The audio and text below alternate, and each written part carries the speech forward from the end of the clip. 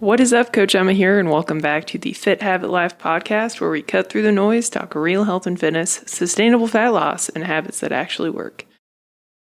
And on today's episode, I'm going to be talking about who you should actually trust online for health and fitness advice. And I will explain why. I'm going to keep it positive, but I am going to talk about some things that need to be talked about. But before we dig in, if you've enjoyed my episode, or my episodes, or my podcast, you've been listening for a while, if you could comment below, share the episode, like the show, rate the show, that just helps me get in front of more people, which helps me help more people, which is the goal of the show.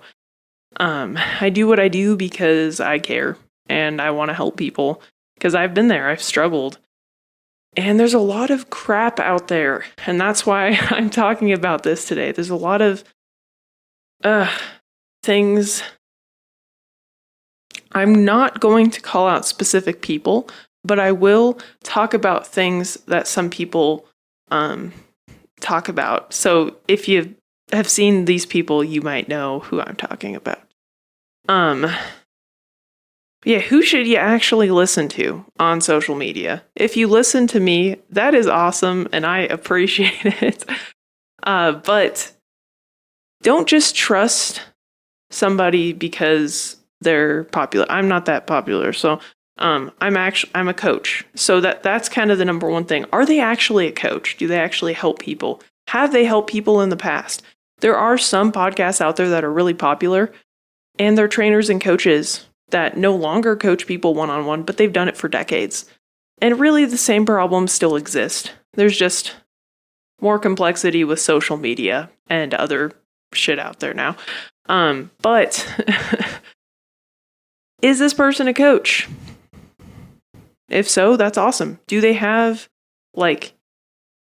actual client feedback? Can you look through their social media or website and see that somebody else has sent in a video? Do you know somebody who's worked with them? Are they actually trustworthy? And this is going to be very generalized because it's something that I've noticed. The more popular and famous somebody is, and this is not always the case. I will caveat this is not always the case. They tend to not be doing it always for the right things. And if you've been on social media at all recently and heard about the Epstein file emails that were released and some very popular doctors that were in there, then it gets you kind of thinking. It's like, oh, do these people actually want to help me or do they just want to sell me shit? So that's another red flag, is if this social media person, health guru, is constantly just trying to sell you supplements. I mean, at the end of the day, if you're providing free content and you're selling supplements that you actually use, I've talked about supplements on here. I don't have any sponsors for this show. This is just me doing it of my own free will for fun and to provide more value for my clients and people who follow me on social media who maybe can't afford my coaching. It would be cool if the supplements that I use did pay me to talk about them. I would like that. But if they're constantly pushing supplements or other things, and go back to my supplement episodes, I have a few that talk about things that are actually effective. But if that's what most of what they talk about, or they're pushing some biohacking weird product, like a weighted vest that looks like a vest that you wear all the time, if you know who I'm talking about, I'm sorry. If you don't, you should look it up because it is absolutely absurd. I don't think you need a weighted vest for everything. I think weighted vests can be a cool tool to use to load certain bodyweight exercises that are harder to load, like doing dips. Wearing that thing around your waist is annoying. Same with pull-ups. You know, the belt thing that you hook like a plate to? That sucks. So, if you could wear a weighted vest, that would make it easier to load. You don't need to walk around with a weighted vest. You know what's better for bone mineral density? Strength training. So anyway, if they're pushing weird biohacking products, but they don't really talk enough about the basics, like strength training, hydration, protein, fiber, eating whole foods, sleep, daily movement like walking, stress management, probably red flag that maybe you should be a little bit more skeptical of what they say. Because there is value in a lot of these things sometimes. But again, what is this person's agenda? How much money are they making off of these posts? Does this person actually coach people?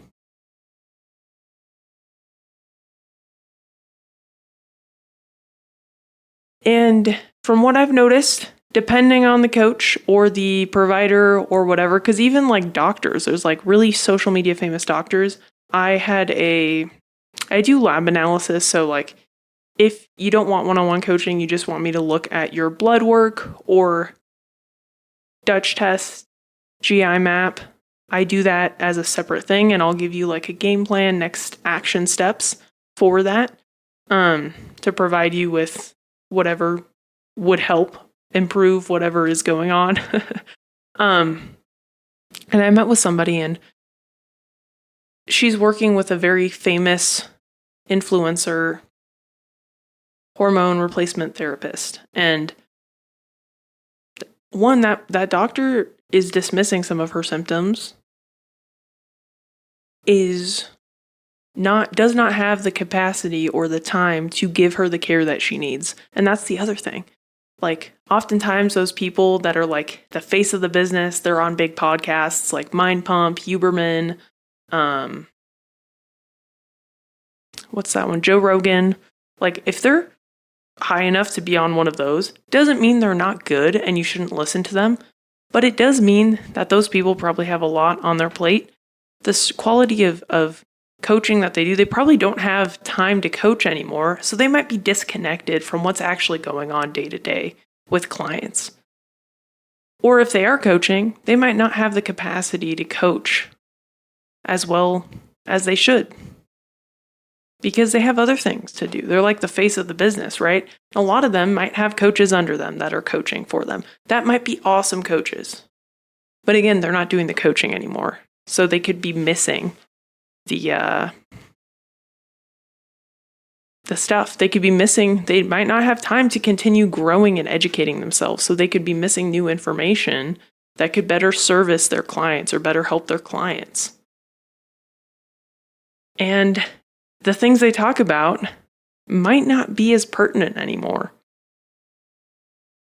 Also, if these influencers are like super jacked or like super shredded and all they do is like eat and train and do social media and do marketing and show up on other podcasts and they're face of a business, it's like what works for them is not realistic for most people.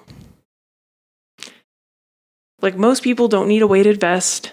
Most people don't need some crazy cool supplement stack. Most people just need better habits, more consistency, a training routine that is effective, that fits their lifestyle.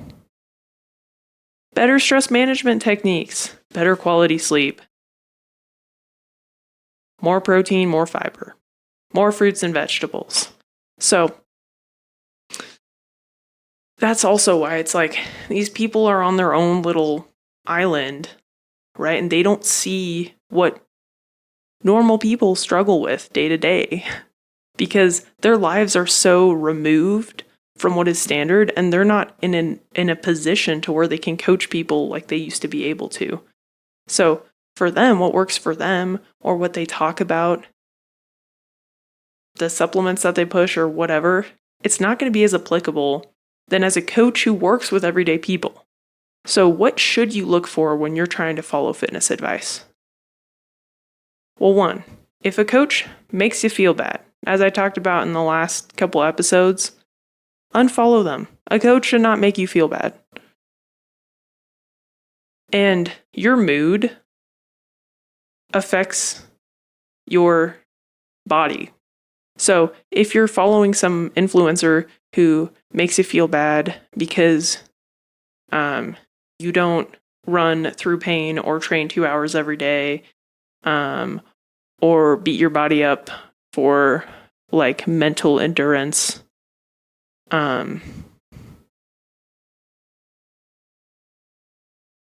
you don't need to do any of that shit. But two, it's like it's probably not valuable to follow them if they're making you feel bad.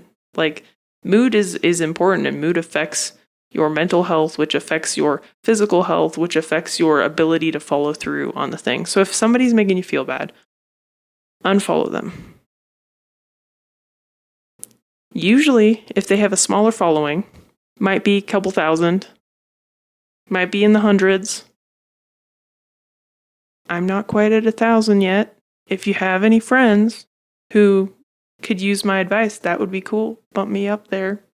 Then I can do lives again. You have to have 1,000 followers. I'm like at 986. I just need 14 people, y'all.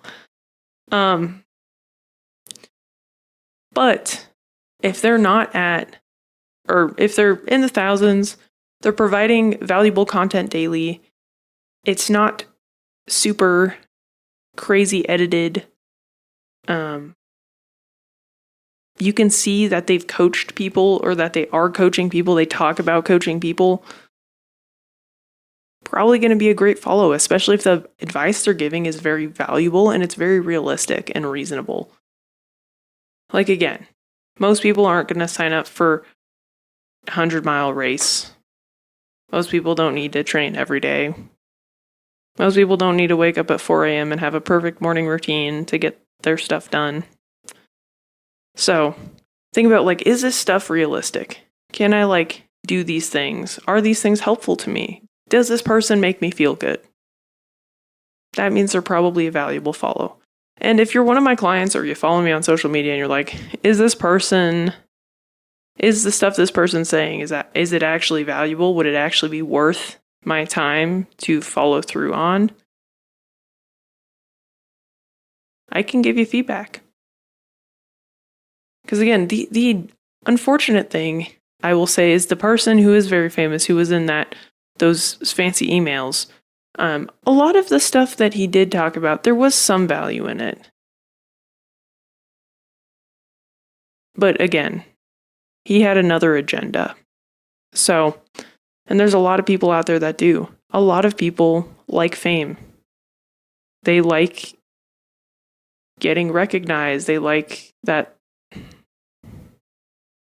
That's what they worship. That's what they want out of life, right? So put that through that lens too. Like, does it seem like this person is doing this because they actually care? Does this person coach people? Is the stuff they're providing like valuable and reasonable and realistic and doesn't cost an arm and a leg to do? That's the other one. If everything they're pushing costs you more and more money, red flag. But anyway, that is all I have for today. Hopefully this was helpful. Again, if you're following people and you're like, is this person actually worth the salt to follow? Let me know. There might be people that I follow so I know what's going on. So maybe not everybody I follow would be a good follow. But for the most part, if they're coaches and I'm following them and their follower count is under a certain threshold, like if it's below probably 5,000 followers and I'm following them and they're a coach, probably a great follow. But if they're like have a lot of followers and they're really up there, it depends, is what I'll say. It depends on the person. Sometimes I follow things just to be in the know, so I can know what weird information is being pushed out there. But anyway, let me know if this was helpful. And if it was, please share the show, rate the show, subscribe. Just helps me get in front of more people, which helps me help more people, which is the goal of the show. So anyway, hope you all have a great rest of your day, and I'll catch you on the next one. Peace.